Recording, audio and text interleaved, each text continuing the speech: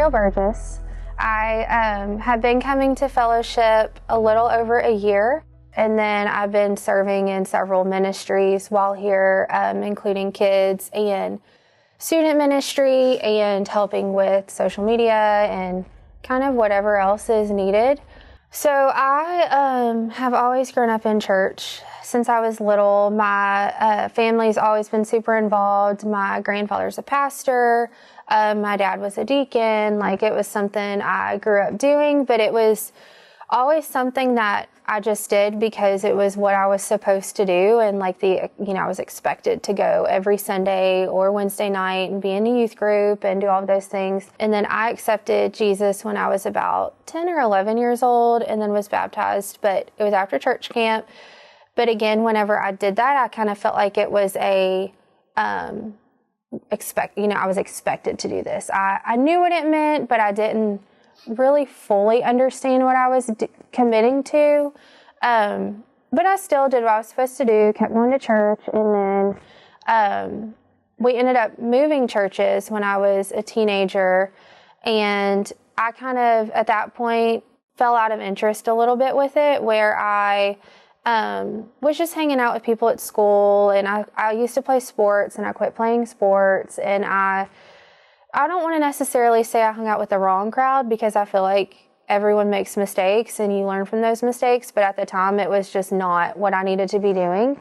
And it was a lot of alcohol and drugs involved, and I ended up getting pregnant and having my daughters at 19, which was really difficult to go through as a teen. But I ended up partying a lot and just being a little rebellious, I guess you could say, where my parents ended up getting a divorce, so I was not happy about that, but I used that as an excuse just to act dumb and do all kinds of stuff, and then ended up pregnant with my daughters, which at the time was really hard. It's, of course, a blessing now, but definitely learned from that.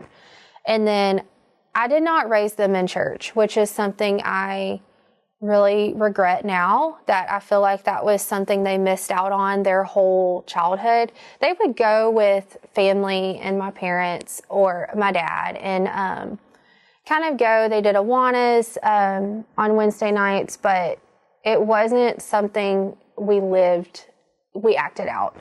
And even still, I don't want to say I was drinking all the time, but I would drink recreationally and, hang out with people still that would do those things. And I didn't see Jesus as a priority, but the entire time I was doing it, I could always feel like someone was pulling on me, like, hey, you're not supposed to be doing this. Are you sure you're making the right decision? And I just ignored it. Flat out ignored it. And then I ended up marrying their dad, which we were very young and not ready to be married. Of course, we weren't ready to be parents either.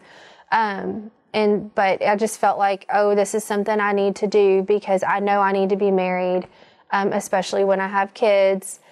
And I took that step, but it was never a marriage. It was always very destructive, and my ex-husband he's now a recovering alcoholic and addict, but for years, that's the life we lived. And I also totally ignored my faith because I was so focused on pleasing him, and it was almost comical to him that I had those beliefs, so I would just kind of shove it down and ignore it, and then I began to treat it like it wasn't important. I totally changed the person that I was to please someone else rather than pleasing God, which is what I should have been doing the whole time, which of course now I've grown from that, and I know that I'm where I need to be, and I'm watching God change him too through this process, very slowly, and I'm not a patient person, so I get a little irritated. But from childhood till now, now I fully understand what it means to be a Christian and to want to share that with other people and to show his love to other people. Because before I was, participating in all the fun stuff, their recreational stuff. And now it's like, I don't want to do that because that's not like, I feel like it's kind of funny to say, but it's like a WWJD moment where it's like, is this something Jesus would do? And I really, made a point where we have some friends of ours that go to church here, and they invited us to come. And my daughters came first with youth, and then I started coming with them. And now Scott, who is my ex-husband, is coming with us, and he's came a couple of times, and he's completely I've watched God completely shift his life. And I do expect mistakes to be made and lessons to be learned, but you can see the transition taking place. Again, it's slow, and that drives me crazy, but I do see it happening. And just with little things like behavior changes, and of course, no drinking, and that also led to the affair that took place, which ended up ending our marriage. But again, I don't feel like it was really a marriage to begin with. I feel like it was just something that we did because it was just the next thing to do. But now it's to the point where I feel like God is trying to rebuild our relationship and our family. And so we're slowly taking those steps with his help and him being the center of it all. At least for me. So I don't feel like that's something that I could ever have done without him. And going through such a hard divorce and having to do everything on my own for a couple of years. Of course, I had family support, but it's not the same as having spousal support. But he is who I relied on through all of that. And it finally got to the point where I just neglected him for so long. I eventually was like, you know what? I need to give into this because this is what I should be doing anyway. And it's really ironic that this is going on right now because in the sermon today, Daniel had talked about writing down people on your list to pray for, to invite, and, to reach out to. And 2 years ago is when our friends, Eric and Jennifer Morrow, wrote our names down to invite us to come. And so it's like a full circle moment where now we're here. Of course, God is always working on us, but he's really working on Scott, which is a big deal to go from such a bad lifestyle to now coming to church and asking me what we learned about today if he couldn't make it. And, watching me and my kids go on a mission trip and seeing the change in our behavior is helping him kind of see, I kind of want to be like that, what do I need to do to be like that? And, not that we're perfect by any means. I make mistakes constantly, but just watching God work in our lives and help rebuild our marriage and help our kids get through that is really incredible to see. Jennifer and Eric's daughter, Abby, invited Carson and Riley to come to a youth, I want to say it was a late night event. So they came and they did not want to go at first. I mean, it was new and it was kind of territory they haven't been in. And they haven't ever, I mean, they're great kids, but they just were just great kids. They weren't living for a purpose or anything like that outside of, I want to go to college and be successful and do these things. But Abby invited them and they went, and I kind of was like, no, y'all really need to go. I think you should try it out. And if you don't like it, okay, we'll talk about it and kind of go from there. Well, they ended up going and they came home and they really liked it. And then they went another week. And then at that point I was like, maybe I should go and get my son to go too. He's 11.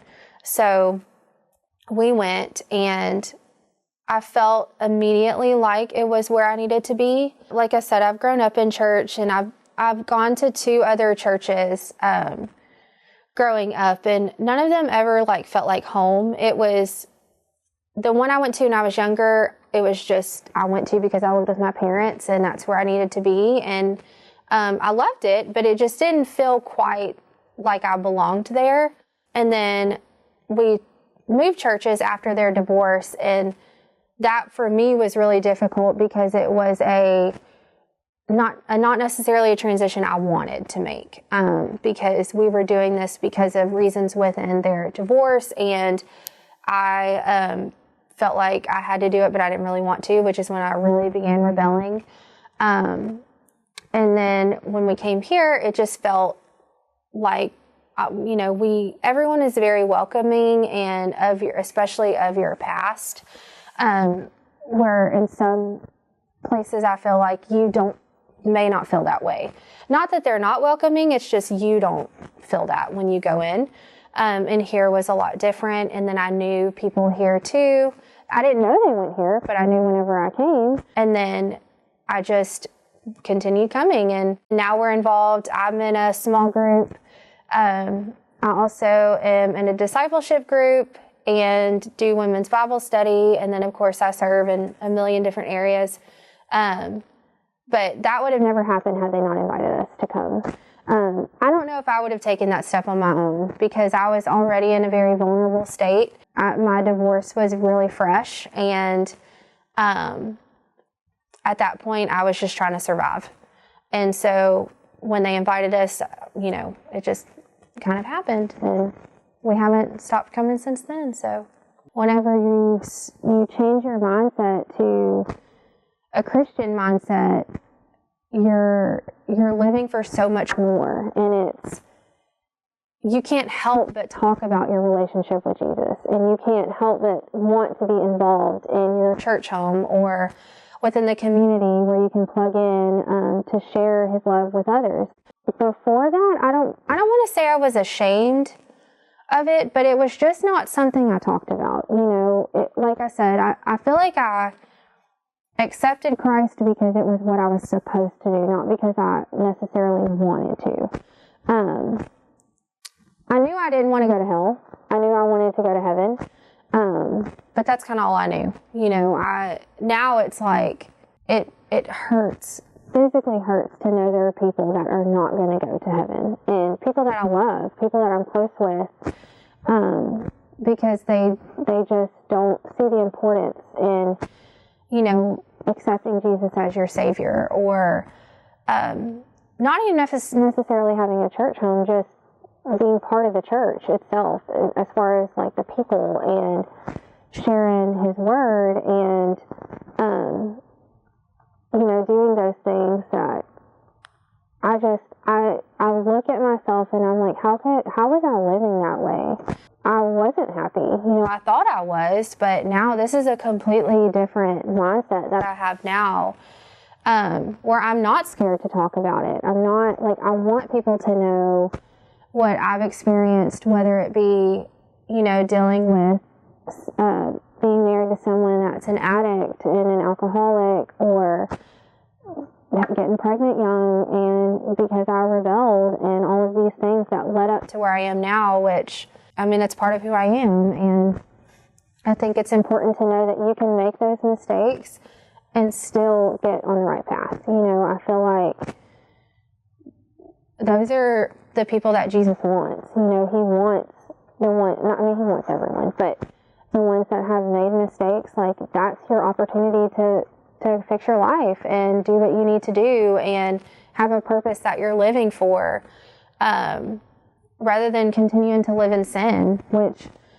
again, we're going to do because we're human. But, if you have him in your life, you can repent and do what you need to do to get back on the right path and try again. Just like when you fall off your bike, you get back on it and try again.